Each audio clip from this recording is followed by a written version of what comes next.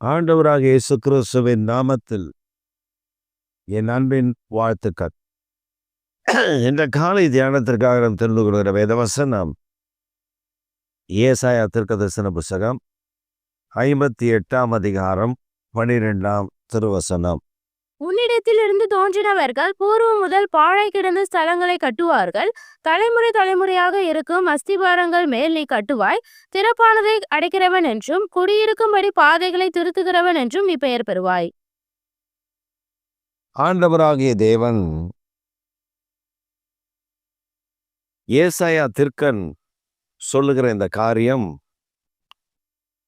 அந்த காலகட்டத்துக்கு உரியது அல்ல. அது நம்முடைய காலகட்டத்துக்கு உரியது. கடைசி கால அபிஷேகத்தை குறித்து இந்த வேத பகுதி நமக்கு கற்றுக் கொடுக்கிறது. பூர்வ காலம் முதல் பாழாய் கிடக்கிற ஸ்தலங்களை அஸ்திபாரங்கள் மேல் கட்டுவார்கள். திறப்பானதை அடைக்கவும் சொல்லப்பட்டிருக்கிறது. குடியிருக்கும்படி அந்த பட்டணத்திற்கு போவதற்கு வழியெல்லாம் அடைந்து கிடக்கிறது, அதை செவ்வை பண்ணவும். இது அந்த நாட்களில் சொல்லப்பட்ட தீர்க்க தரிசனமாக இருந்தாலும் it is not belongs to the days. அந்த நாட்களுக்குரிய தீர்க்க தரிசனம் அல்ல.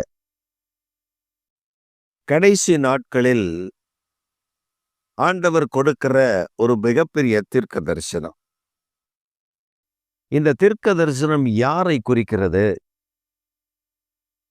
யாரை குறித்து இந்த தீர்க்க தரிசனம் சொல்லப்பட்டிருக்கிறது? இது மிகப்பெரிய கேள்விக்குறியாக நமக்கு தோன்றலாம். இது வருங்கால சந்ததி, அதாவது நம்முடைய தலைமுறையில் அடுத்த தலைமுறையில் உள்ளவர்களை குறித்து இது தீர்க்கமாய் சொல்லப்பட்டிருக்கிறது. ஏனென்றால் பூர்வமாய்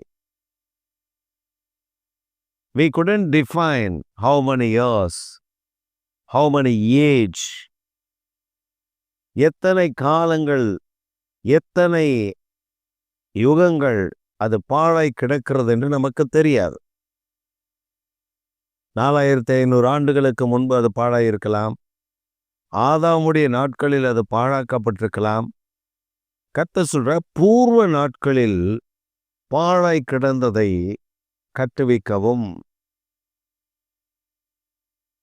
அஸ்திபாரம் போடப்பட்டதெல்லாம் அஸ்திபாரம் இருக்கிறது, ஆனால் இடிக்கப்பட்டிருக்கிறது. அப்படிதான் பல தேசங்கள் இன்றைக்கு இருக்கிறது. அந்த அஸ்திபாரங்கள் மேல் கட்டவும், திறந்து கிடக்கிறதை அடைத்து அதை பக்குவப்படுத்தவும். பட்டணங்களுக்கு போகிற வழி இல்லை, அந்த வழியை சீர்படுத்தி வழியை செவ்வைப்படுத்தவும். அப்ப கடைசி நாட்களில் ஒரு அபிஷேகம், ஒரு தயவு, ஒரு வல்லமை புறப்பட்டு வருகிறது. அந்த வல்லமை நம்மை கொண்டு, நம்முடைய சந்ததியை கொண்டு அது பலத்த கிரியைகளை செய்ய போகிறது. ஒரே ஒரு மனிதன் ஒரு பட்டணத்தை, அந்த பட்டணத்திற்கு போகிற பாதையை சரி பண்ணக்கூடிய பராக்கிரமசாலியாயிருப்பார். ஒரு மனிதன். நீங்கள் கேட்கலாம், எப்படி அப்படி ஒரு மனிதன் இருப்பார் என்று நீங்கள் சொல்லுகிறீர்கள் என்று கேட்டால், வேதம் சொல்லுகிறது கிதியோன் என்கிற ஒரு மனிதன், சிங்கிள் மேன்.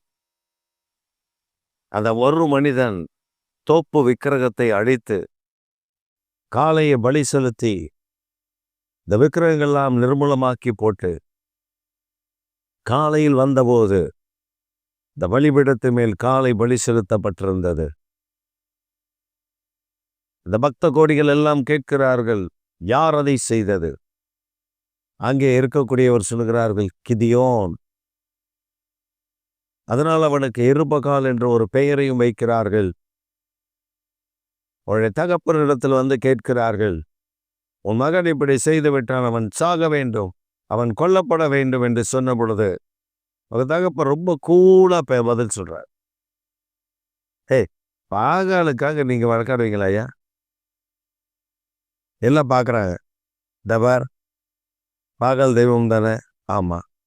அவருக்காக வழக்காடட்டும். நீ என்ன போட்டு அவருக்கு வழக்காடணும்னு இருந்தா என் மகனை என்ன வேணா செய்யட்டும். அவனை கிதியோனை என்ன வேணா செய்யட்டும். நீ ஏன்டாப்பா அவசரப்படுறீங்க அப்படின்னு அவனுக்கு அது நல்ல ஆலோசனையா தோன்றுச்சு. அமைதியா போயிட்டான். இந்த கிதியோன் அதை பகலிலே செய்யாமல் இரவிலே செய்தான் என்று வேதம் சொல்லுகிறது. கர்த்தர் கிதியோனை பார்த்து சொல்லும்போது சொல்ற, பராக்கிரமசாலியே, கர்த்தர் உன்னோடு இருக்கிறார். உனக்கு இருக்கிற இந்த பலத்தோடு போ, உன்னை அனுப்புகிறவர் நான் அல்லவா. அப்ப நம்முடைய தேவனாகிய கர்த்தர் ஒரு பராக்கிரமம் பண்ணுகிற ஆண்டவராய் இருக்கிறார் என்பதை இந்த கிதியோனுடைய வாழ்க்கையில நமக்கு கற்றுக் கொடுக்கிறார். திரளான ஜனங்கள் யுத்தத்திற்கு இருக்கிறார்கள். ஆனால் கர்த்தர் சொல்றாரு, ஒரு 30,000 பேர் கூட்டிட்டு அவன் வரான். ஆண்டவர் சொல்றாரு, ரொம்ப அதிகமான ஆட்கள் கூப்பிடுறியப்பா, இவ்வளவு பேர் வேண்டாம், குறை. அவன் குறைச்சா 10,000 தான், அவன் 10,000 வந்துருச்சு. ஆண்டவர் சொல்ற, 10,000 அதிகம்டா. தண்ணி குடிக்கிற டெஸ்ட் வச்சாரு. 300 பேர் தேர்னான். ஆண்டவர் சொல்ற, 300 பேர் போதுமா. என்ன சொல்றோம்? தின்பண்டத்தை சாப்பிடணும், தீவட்டியை கொளுத்தணும், பானையை போட்டு உடைக்கணும். கர்த்தருடைய பட்டை கிதியோட பட்டையை உன் பட்டயத்தை உயர்த்தி சொல்றது. That's all. அதே போல அவர்கள் செய்தார்கள். அவர்கள் ஒருவரை ஒருவர் அடித்து கொண்டு மாண்டார்கள். இந்த 300 பேர் அவர்களை துரத்தி வெட்டினார்கள். அநேக பேரை கொண்டாகிலும் கொஞ்சம் பேரை கொண்டாகிலும் இஸ்ரவேலுக்கு ரட்சிப்பை கற்று அவர் போதுமான தேவன் என்பதை விளங்க பண்ணினார். இந்த காலை வேளைகள் நம்மை, நம்முடைய சந்ததியை இந்த கடைசி கால அபிஷேகத்தினால் நிரப்ப அவர் ஆயத்தம் உள்ளவராயிருக்கிறார். நாம என்ன செய்யணும்? அவர் வாக்குத்தத்தம் இருக்கு, நிரப்ப போறாரு, இதெல்லாம் கரெக்டு. நான் என்ன செய்யணும்? அந்த வாக்குத்தத்தத்தை என் வாழ்க்கையில, என் பிள்ளைகளுடைய வாழ்க்கையில அது நிறைவேற வேண்டும் என்றால், என் வாலிபனுடைய வாழ்க்கையில நிறைவேற வேண்டும் என்றால் நான் என்ன செய்ய வேண்டும்? நாம ஒன்னே ஒண்ணுதான் செய்யறோம்.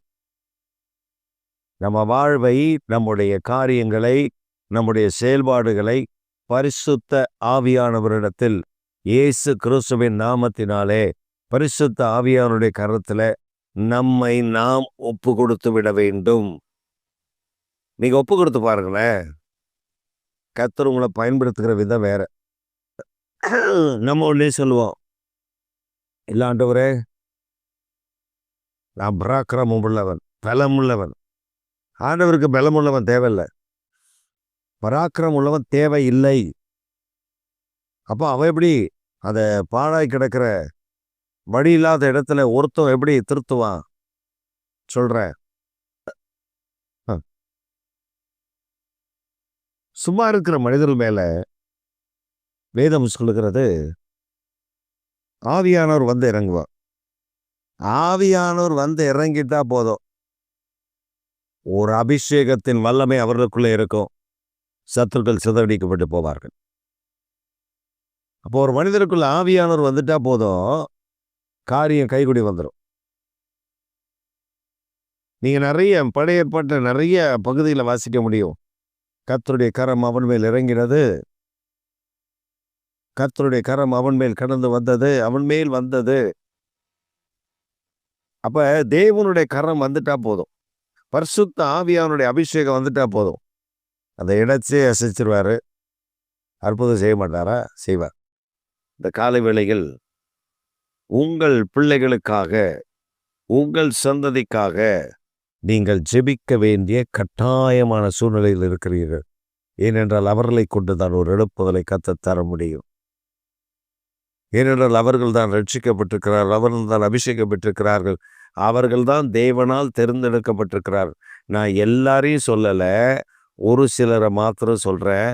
சிலர் சினிமாவுக்கு அடிமையாக கிடப்பான், சிலர் போதைக்கு அடிமையாக கிடப்பான், சிலர் பாவத்திற்கு அடிமையாக கிடப்பான்.